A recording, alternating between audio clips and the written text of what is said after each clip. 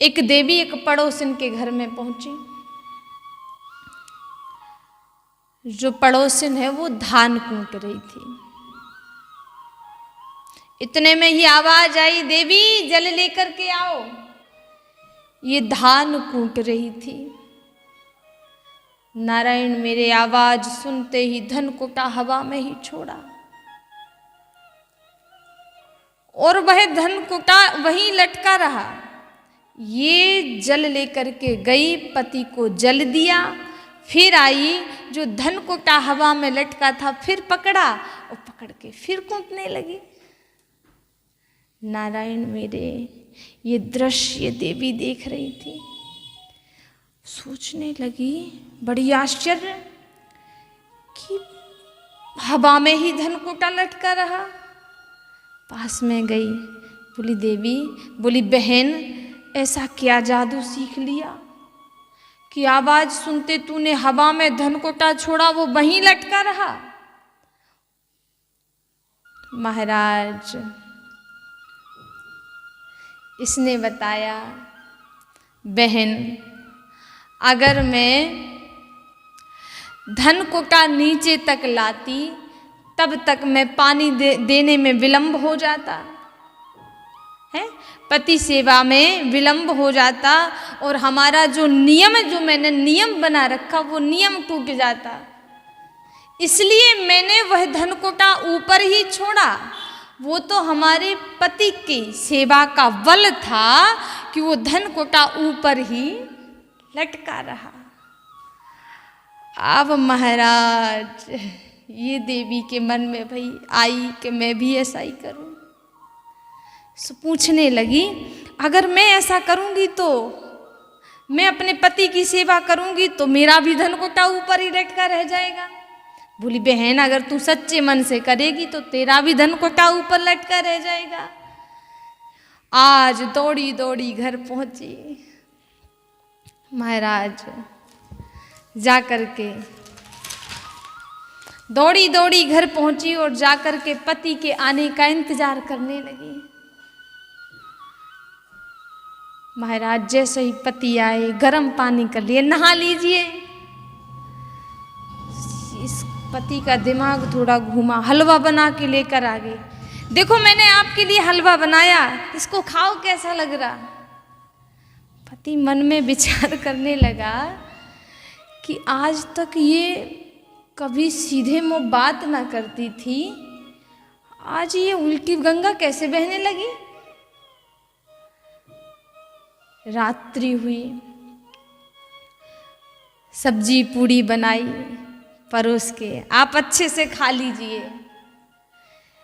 पति लेटा पैर दबाने लगी, आप बहुत थक गए हैं। और सुनो, अब इतना काम मत किया करो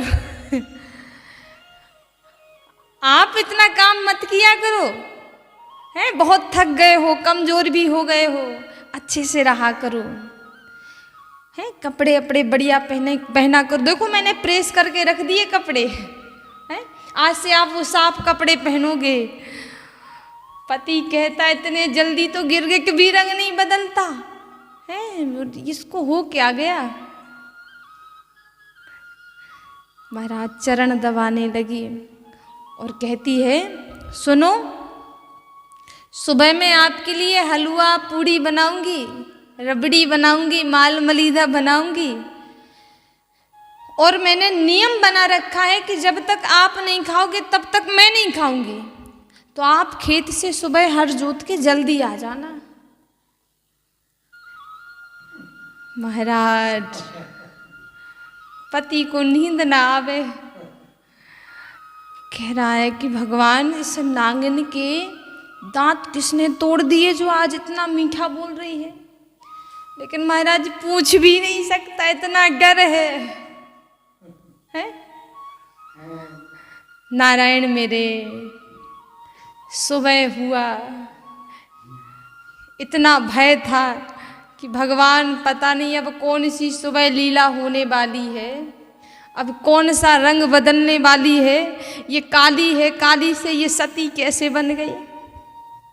उसका भी दिमाग काम नहीं कर रहा। जो कभी अपने पति से सीधे मुंह बात ना करे, बात बात पर लाठी लेकर युद्ध लड़ने की तैयारी करती हो, वो देवी पर पति कैसे विश्वास कर ले।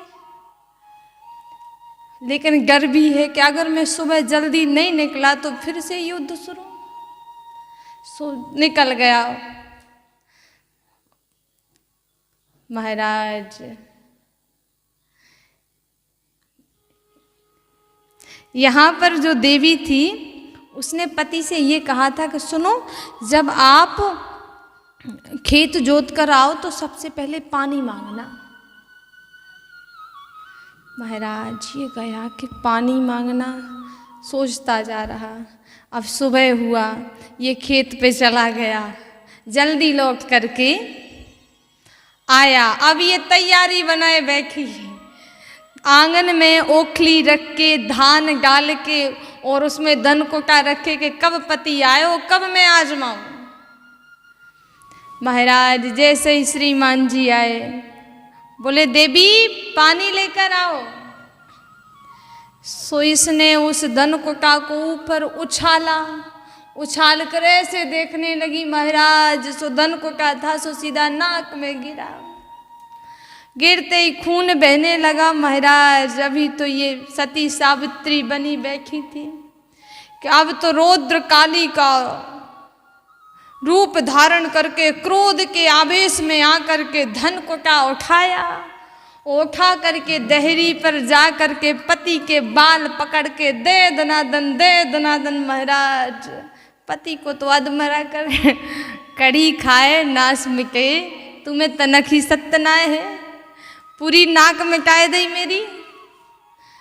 तो महाराज माताओं से निवेदन है कि नकली पतिव्रता ना बने।